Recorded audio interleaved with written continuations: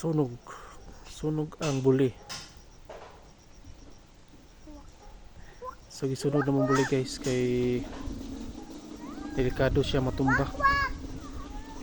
Makaigo og kuan tao delikado, so gisunog naman babaw daan sa so kay kuya gid siya kung matumba. So gisunog na mo ang babaw guys, unan magsunog. So muna siya guys. So kadaghan gyud na mo og attempt na butangan siya og langkay guys. So sunog gid siya. Babaw padung ubos na siya guys. Buli nga namatay.